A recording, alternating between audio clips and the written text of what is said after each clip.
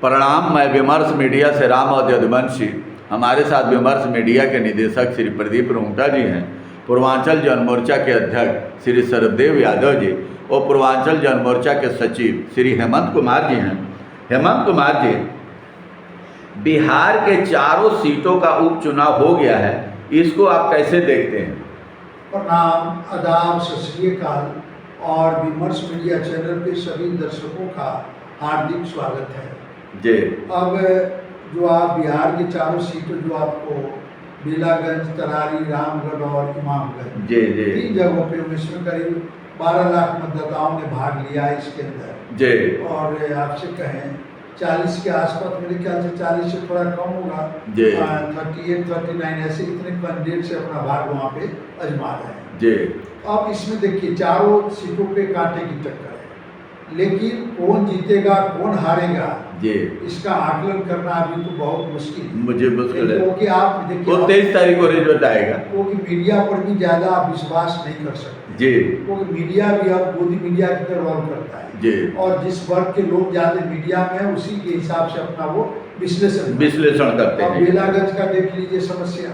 बेलागंज के अंदर जो है अभी जो एक खबर आ रही है जी कि वहाँ पे जो जन स्वराज है जी। इसका पीके जी का पीके का पीके का इन्होंने एक मुस्लिम कैंडिडेट को खड़ा कर दिया जी। इनका हर जगह जो चला है खेल जी। कि राजद को हम जितना कमजोर कर सकते जी जी, विपक्ष को कमजोर करने हैं इनको। तो अब इन्होंने वहाँ से माई समीकरण था इनका राजद का है जी। तो उसको तोड़ने के लिए इसने वहाँ पे मोहम्मदन कैंडिडेट को खड़ा कर दिया। वो जीतेगा नहीं जी। लेकिन हो सकता है वोट काटे जी। और स्वाभाविक है वोट काटेगा जी। क्योंकि देखिए जो जिस वर्ग से आ रहे हैं प्रशांत, जी जी जी उस वर्ग का लोग एक तरफ बीजेपी को वोट कर रहे हैं। जी जी, उसको देश के विकास से कोई मतलब नहीं। ये सामंतवादी सोच के हैं सर। क्योंकि कांग्रेस को वोट करता था पहले जी। अब उसी कांग्रेस को गाली बक रहा है जी, और उसी क्योंकि पहले अल्पसंख्यक कांग्रेस को इनके साथ वोट करता था तो कभी ना हिंदुस्तान खतरे में नहीं था, नहीं तो सुनिए, ना हिंदू खतरे में था। छोड़ दीजिए, जी। खतरे की बात हम लोग कर चुके कई बार।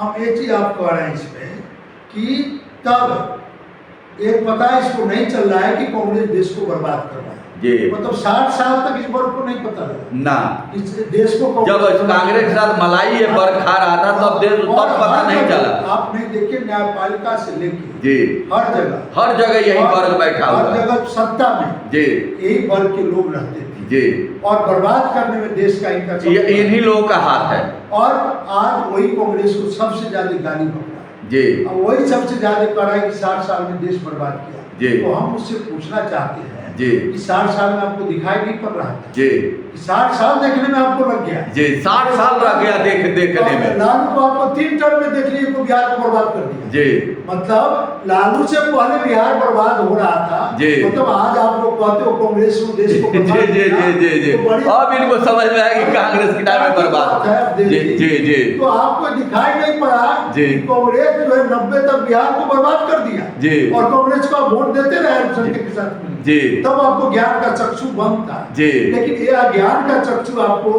10 साल में दिखाई पड़ा कि लालू ने बिहार को बर्बाद कर दिया। जी। अरे बेशर्मो, किसको मूर्ख बनाते हो? जी किसको मूर्ख बनाते हो? समझते हो कि पिछले दलित और अल्पसंख्यक लोग अब बेवकूफ हैं क्या? जी, ये दिमाग अन्न खाते नहीं, इनके पास दिमाग है। नहीं, लालू जी। ने उसकी इतनी राजनीतिक सूझबूझ दे चुका है जी। कि तुम अब बेवकूफ नहीं बना सकते हो। जी। आप अवधेश जी आप ही से हम पूछते हैं जी कि आज कांग्रेस को गाली देने वाला जी और यह कहने वाला आप किसी चैनल पे चले जाए, जी यही लोग ज्यादा है जो बोलता है कांग्रेस ने 60 साल में देश को बर्बाद किया। जी। और उसी 60 साल तक बाप बेटा सब मिलकर उसी को वोट करता था, उसी का वोट करता था, उसकी मलाई खाता था। तो तुमको ये पता नहीं चला कि 60 साल में देश मतलब बर्बाद हो रहा है। ये 5 साल में चुनाव भी होता है तो 12 चुनाव हो गए होंगे कम से कम। जी, जी, कम जी। से कम 12 चुनाव 12 चुनाव हो गए और से ज्यादा ही हुए, कई बार जी। मध्यावधि चुनाव भी जी, हुए हैं। जी, जी, जी। तो तुमको 12 चुनाव तक नहीं पता चला। जी, माने किसको बेवकूफ बना रहे हो? और लालू का ये वर्ग हमेशा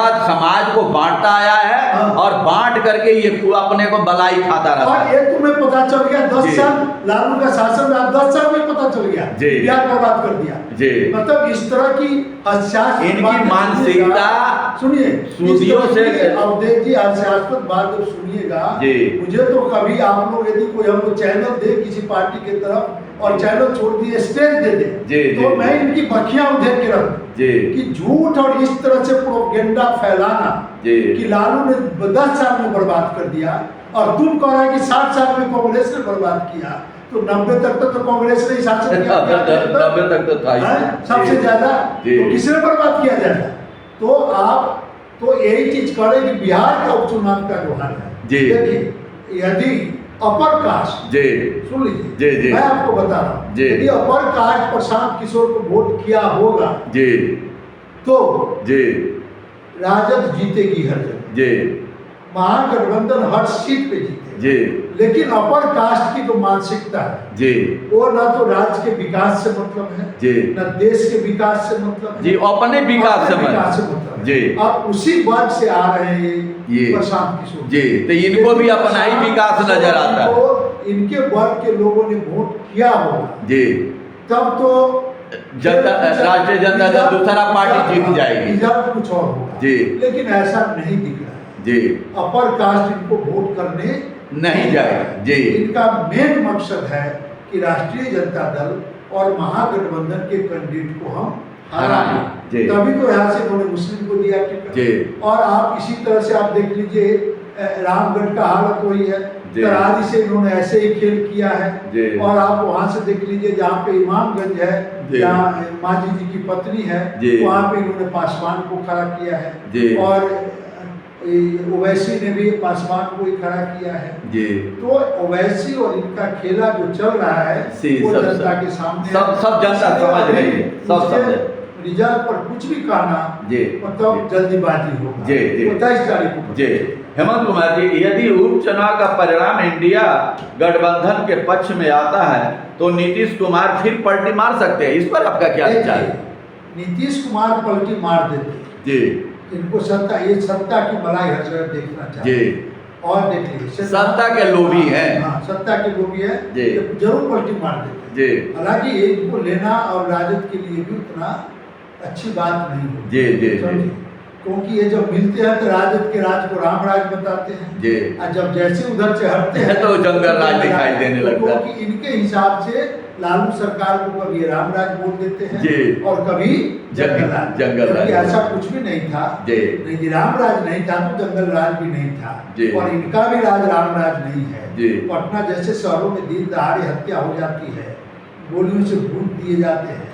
नीतीश और- हेमंत कुमार जी, नीतीश कुमार जो धारी तलवार है, ये जिधर भी जाते पिछड़े दलित आदिवासियों को ही काटते हैं। नहीं नहीं, ये किसी को नहीं काटेंगे। जी ये जब तक बीजेपी और राजद जी जिस दिन अपना मन बना लेगा जी कि हम चुनाव अकेले लड़ेंगे, जी हम चुनाव के मैदान में अकेले जाएंगे, जी उसी दिन नीतीश जी का राजनीतिक अंत खत्म हो जाएगा। जी उसी दिन राजनीतिक अंत हो जाएगा। और आपको मैं दावे के साथ आपके चैनल पे कह रहा हूँ जी। कि 4 से 5 सीट नहीं ला पाएंगे नीतीश जी। जी। जब समता पार्टी की स्थापना हुई थी जी, जी। तब भी 4 या 5 सीट का औकात थे, जी क्योंकि ये 2014 में एमपी का चुनाव लड़के देख चुके हैं जी कि राजद भी अकेले लड़ा था, ये भी अकेले लड़ा था। जी। तो राजद 4 सीट लाए थे जी। और ये 2 सीट पे रह गए थे, सिमट गए थे। मात्र 2 सीट पे सिमट गए थे। जी जी और मैं आपको कह रहा हूँ विधानसभा में जी यदि अकेले ही चुनाव लड़ेंगे जी बिना राजद के और बिना बीजेपी का, जी, जी। तो 4 से 10 से नीचे रहेंगे।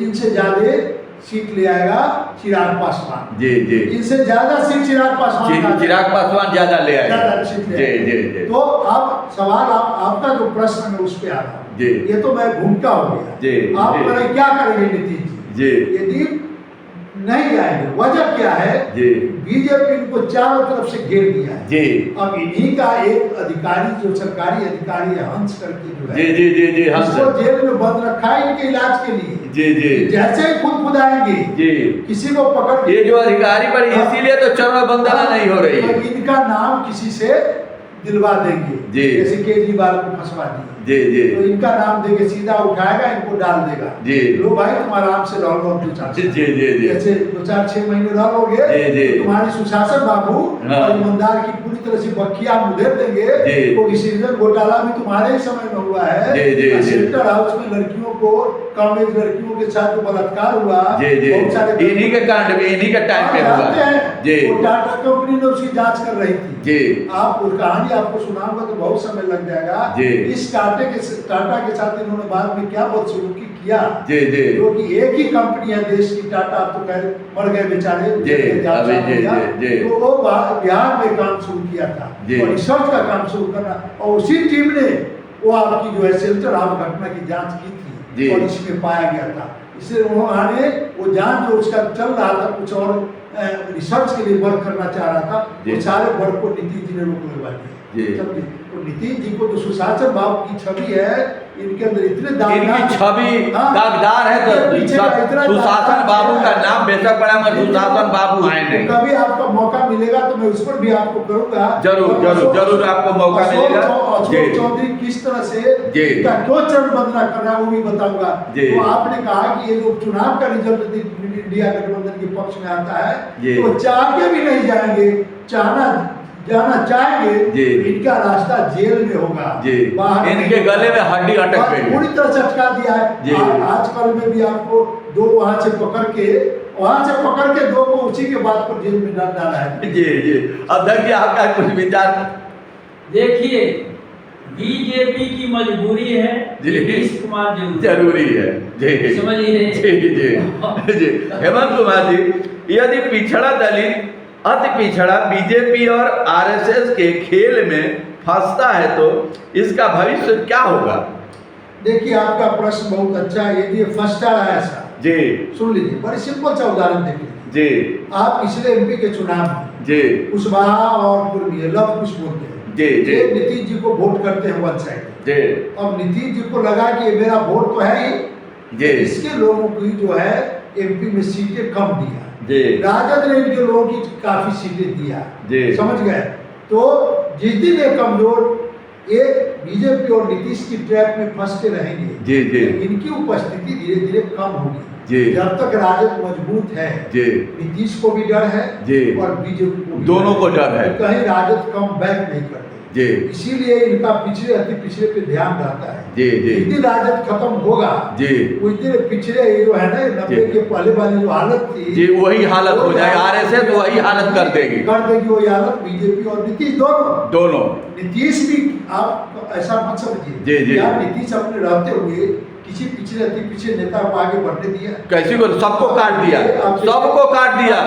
केसी त्यागी को, शरद यादव जी को, सबको हटा दिया। छोड़िए जी, केसी त्यागी, शरद यादव का क्या हाल कर दिया जी, आपसे बता देते हैं। किसी को पढ़ने नहीं दिया इन्होंने। देखिए जॉर्ज फर्नांडिस का क्या हाल किया जी, इसी के मारा शोक में बेचारा मर गया जी, उसका दिमाग काम करना जी जी जी जी, आप उसके बाद हम आपसे बताते और जब सम्राट चौधरी का पगड़ी तगड़ी सब खुलवा दिया, सब खुलवा दिया, तो सिर भी मुंडन करवा दिया, एक भी नेता को खड़ा नहीं होने दिया। जी, उपेंद्र कुशवाहा का क्या हाल है जी, साइड कर दिया इनको भी, इधर तक कभी उधर, जी, अकेले सिंगल रह गए। जी, इसका चाहता है कि तुम सिंगल में रहो। जी, लालू का सवाल करता है तो लालू के रहते कितना नेता बना? सम्राट चौधरी लालू के विद्यालय, सब जितने भी उभर के पिछड़े दलित है सब इन्हीं के वर्ग से आए हैं। यादव आज लालू को भी गाली बकता है, लालू का पैदा किया वो सारे नेता, लालू ने इतने नेता पैदा कर दिया और इसका एक भी नेता देखिए तो इसके बाद बागडोर संभालने के लायक है बिहार का, एक भी नहीं, सबको खत्म कर दिया। अशोक चौधरी क्यों पीछे घूमता है, मैं उसकी कहानी आपको किसी दिन बताऊंगा। जी, जरूर जरूर जी, बहुत बहुत धन्यवाद, नमस्कार, प्रणाम।